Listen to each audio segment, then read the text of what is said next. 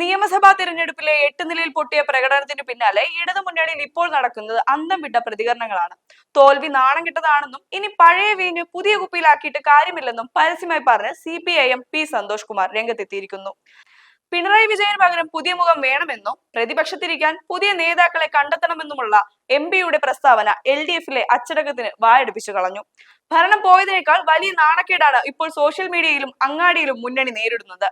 ഞങ്ങൾ തോറ്റു, അത് സമ്മതിക്കുന്നു, പക്ഷെ ഇത്രയും വലിയൊരു അടി പ്രതീക്ഷിച്ചില്ല എന്ന MP യുടെ ഏറ്റുപറച്ചിൽ അമിത ആത്മവിശ്വാസത്തിൽ ആകാശത്ത് പറന്നു നടന്നവർക്കുള്ള ചുട്ട മറുപടിയാണ്.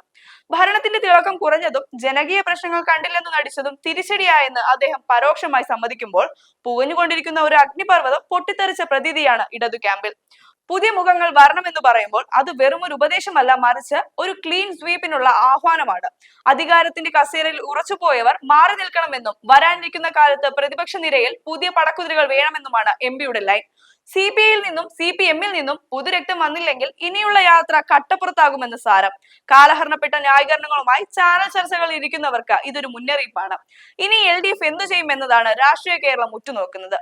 തിരുത്തൽ നടപടികൾ ചർച്ചകളിൽ മാത്രം ഒതുങ്ങുമോ, അതോ ശരിക്കും വല്ല സർജറിയും നടക്കുമോ? തോൽവി ഒരു പാഠമാണ് എല്ലാവരും പറയുന്നുണ്ടെങ്കിലും ആ പാഠപുസ്തകം തുറന്നു നോക്കാൻ പോലും പലർക്കും പേടിയാണ്.